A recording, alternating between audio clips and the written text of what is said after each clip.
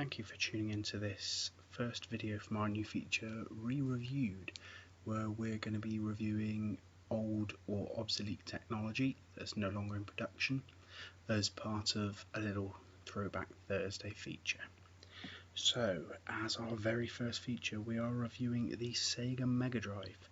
The Sega MegaDrive was, of course, the successor to the Sega Master System, and was positioned as competition to the SNES console, Sega's attempt to compete with Nintendo.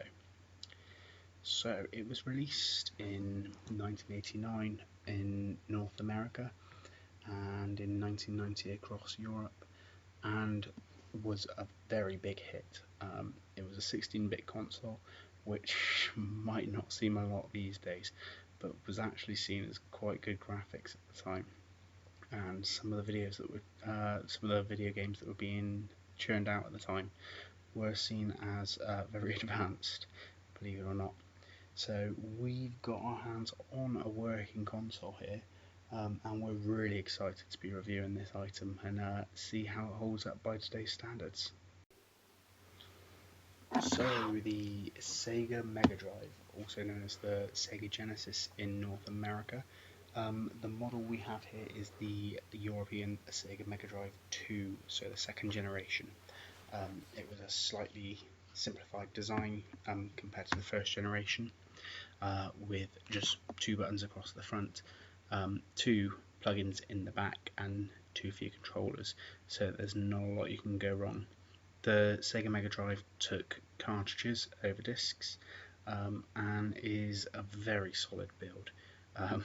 For starters, we're testing a working model here of a console that came out in the early 90s. I've got friends who barely got their PlayStation 3s to last a year or two. Anyone who remembers these consoles or still has a working one will know that they didn't break, but if you ever had problems playing a game, all you had to do was give it a little blow in the cartridge, hole in the console, and you'd normally be fine.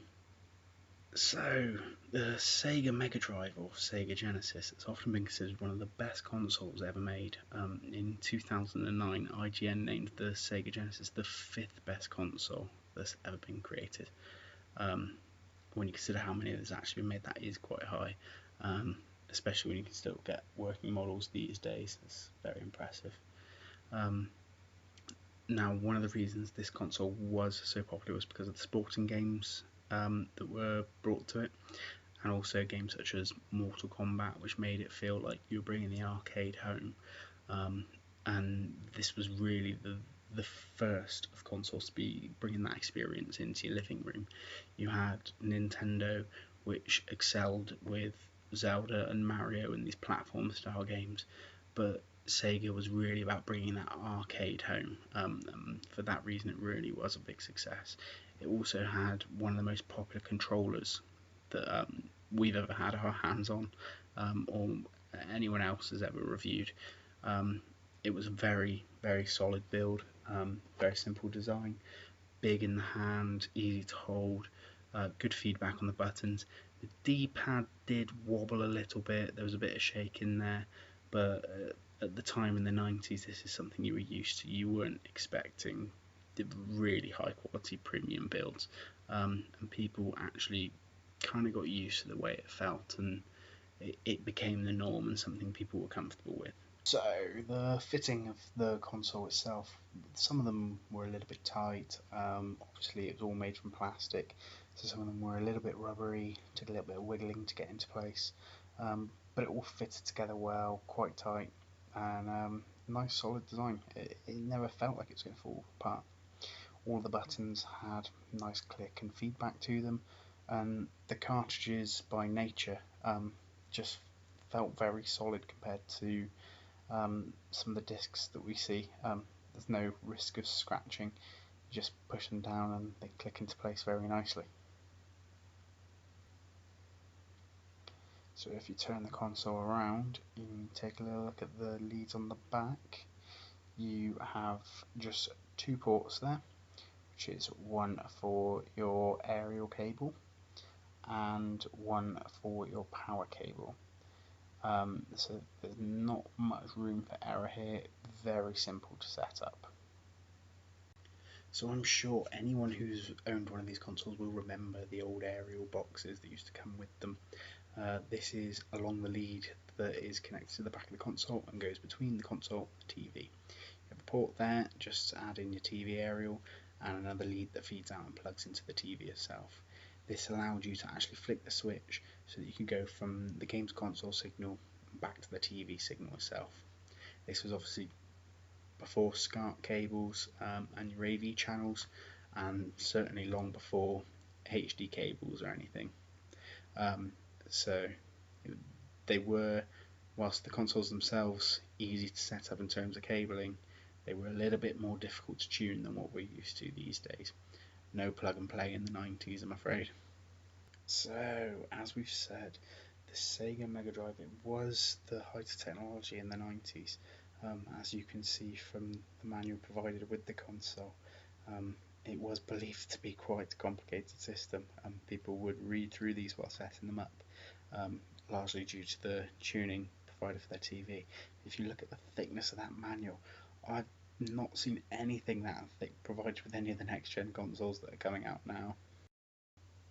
So we've got a console, we're raring to go, we're picking what games to play, we plug it all in, and then we get that shocking reminder that it's not as simple as plugging in the aerial and turning it on. Back in the 90s, you actually had to sit and tune through your TV channels before you could actually find a signal. Luckily, TVs are still provided with these aerial cables, otherwise we wouldn't be playing the console today. But it was a sobering reminder of what we had to do just to find a good signal or a good channel back in the day. But even once tuned, it's not always as simple as just pressing the on button, and we're reminded of the constant frustration of trying to get a game started, as you have to pull the game out, give it a blow inside the cartridge, blow inside the console itself, and then try again, and sometimes it was just rinse and repeat until you could get that game going, until eventually it did.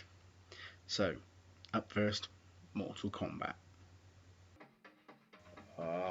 Listen to that music, takes me straight back. Mortal Kombat. Just listening to it throws me straight back into being a child again. Johnny Cage, of course, my favourite fighter on the game. I'm starting to get flashbacks of all the different moves you can do with them now. Johnny Cage's signature move was doing the splits and punching the guy in the nads. We've got Johnny Cage on Johnny Cage here. Alright, the graphics aren't as photorealistic as I remember them as a kid, and they might be a little bit grainy to look back on, but nothing beats this as a beat 'em up. So, Mortal Kombat was accused of setting in motion a lot of violent video gaming, and my personal favourite was Streets of Rage. Just listen to that music. Does that not just encapsulate the late 80s, early 90s? And the Mega Drive loved these little prelogs that just shows you the story and set you up for the narrative of the game. Of course, I never really paid attention to them, I just pressed start and leaped straight into the game. But Streets of Rage, probably the ultimate multiplayer. You just get your friends around, join up in a team, pick a player each. I always went Axel. Axel was my man. I'd have a fight with friends over picking Axel. Never really knew where they'd come from when they just landed out of the sky like that. There we go. That's wasted the police support straight away. You only get to use that once, and I've used it on no one. So just getting used to the buttons here again. There's only one button, just press B over and over again, and they do different moves. So you have 3 buttons, A, B, C. A brings your police car support, B does all your fighting, and C jumps. This was the ultimate in button bashing. All you had to do was walk towards them, just keep hitting B, just keep hitting B. On the multiplayer, obviously there was 2 of you and a few more villains, and you worked your way through, and there was lots of levels to get through. The ultimate frustration with Streets of Rage was the fact that there was no save. You had to pause it and leave it overnight, because there was no way you were finishing this in a day. So while we're talking about the fighting games, we of course have to mention the WWF wrestling games. All the wrestling games that you loved to play on your PlayStation or N64 as the years went on, you could thank the Mega Drive for those. This is the console that made wrestling games popular.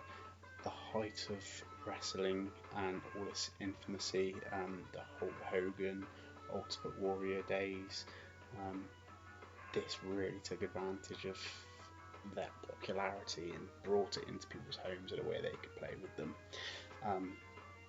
There weren't loads of wrestlers to pick from on these early games.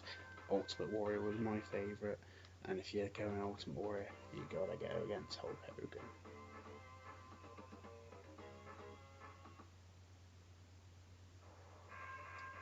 Oh, as with the wrestling, the Sega MegaDrive was the console that started off a lot of licensing, so whether it's films, TV shows, or comic books, everything was being made into a computer game.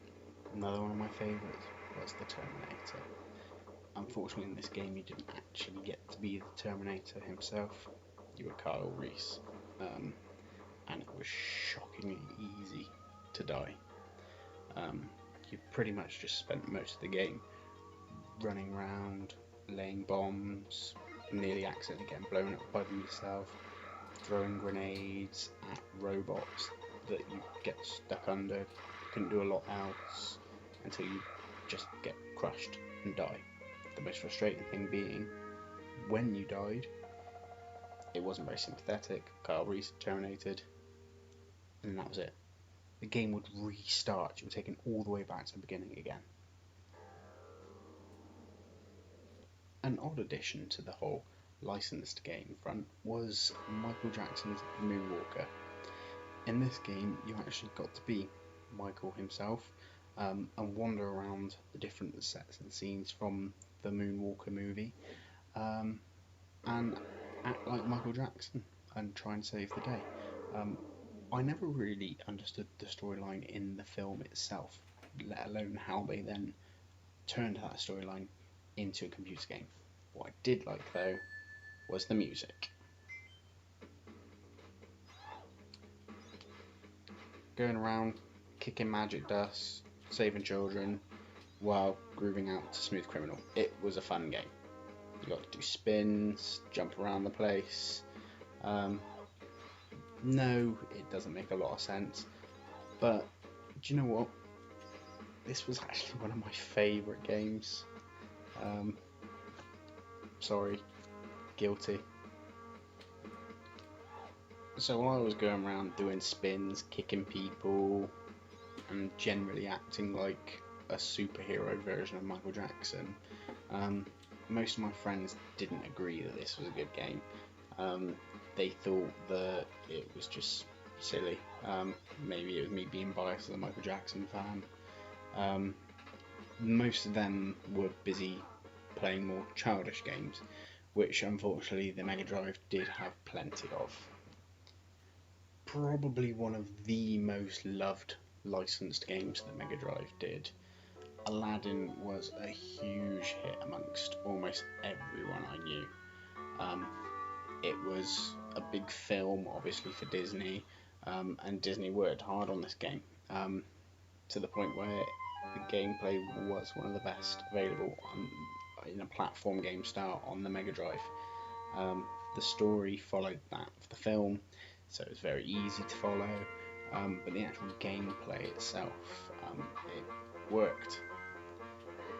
You got to throw apples, use a sword on bad guys, kind of in the same way with Sonic with his coins. You went around collecting apples, jumping over things, but it was fun. It really was a good game, and possibly some of the best graphics that the Mega Drive ever produced. Rightly so, Aladdin was a fairly big hit for Disney and Sega. So when Disney came out with another huge hit of a movie, they were always going to try and repeat the same trick twice.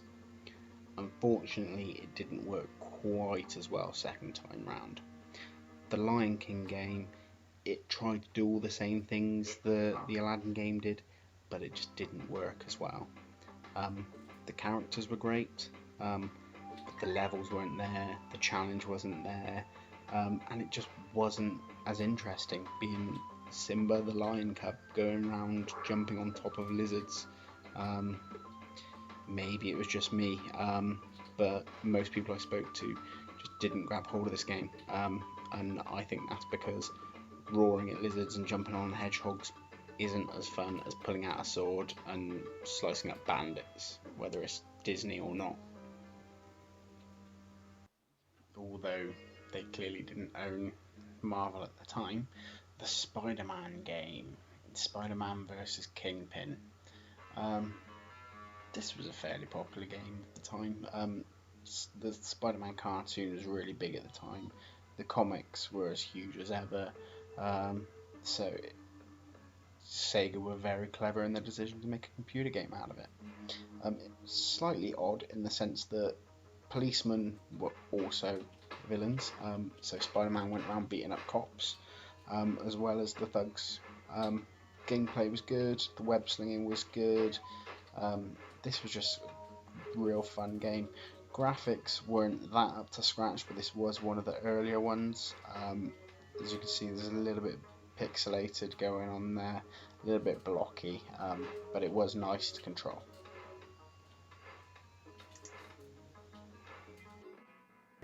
An absolutely classic Sega game was Road Rash.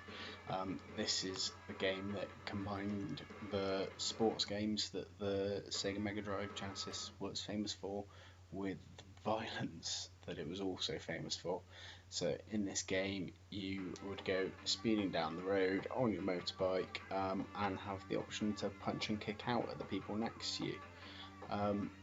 This was a really popular game in the arcades, so as with many others of their titles, Sega were very clever in their decision to bring this to consoles so people could play it at home. Talking a bit about the success that Sega had with sports games on Mega Drive and Genesis. One of the most popular sports games that they ever produced were these NBA Jam series of games. These became absolutely massive, not just in North America where the sport's popular, but worldwide. And people really latched onto really fast, quick gameplay that was involved here. Spawned off the back of this was some of the hockey games, the rugby games, the soccer games, but NBA Jam really was the start of the sporting gaming on the Sega games console. It was just a fun game. It didn't try to be too realistic, too seriously.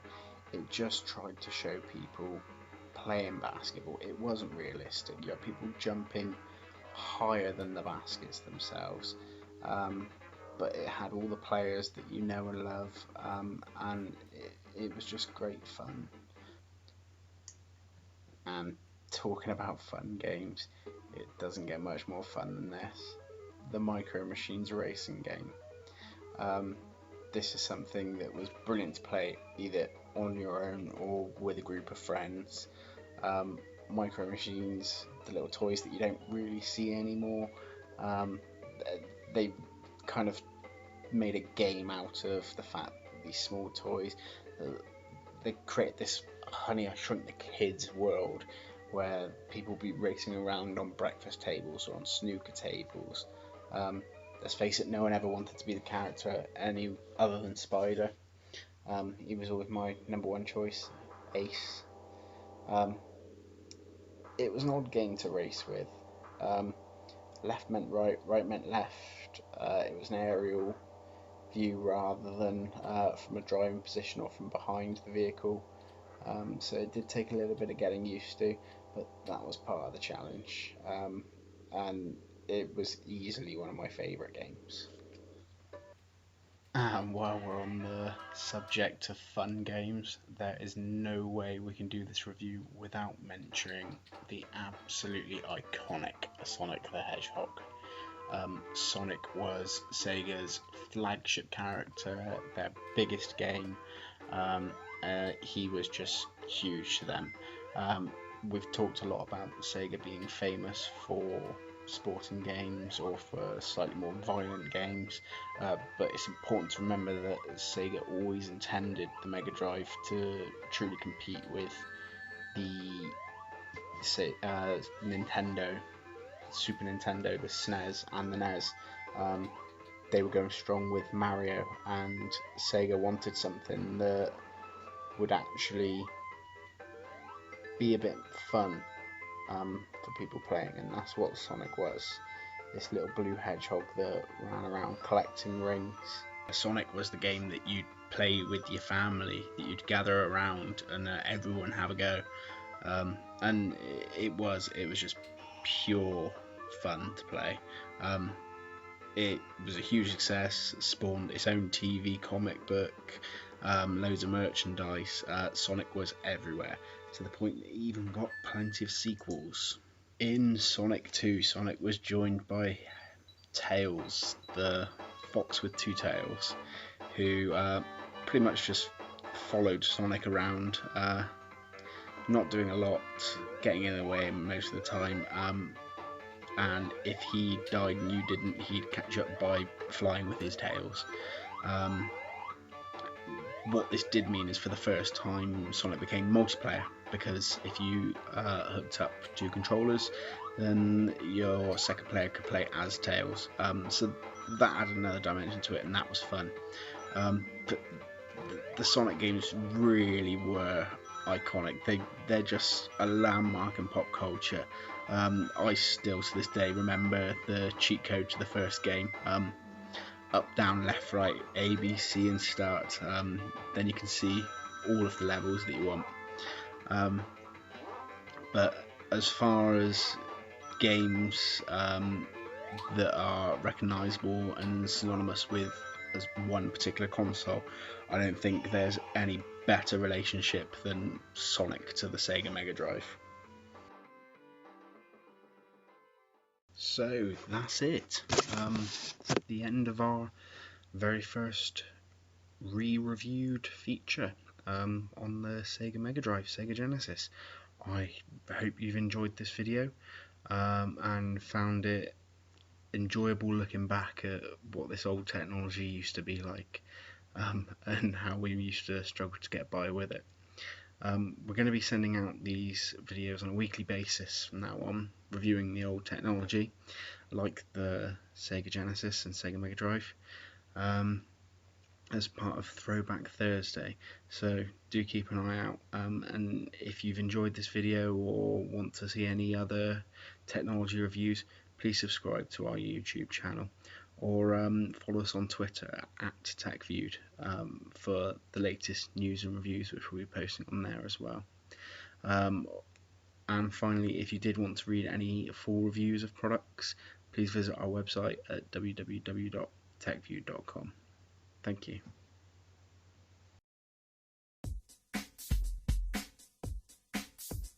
If you've enjoyed watching this video, or even if you haven't, please remember to leave some comments in the box below.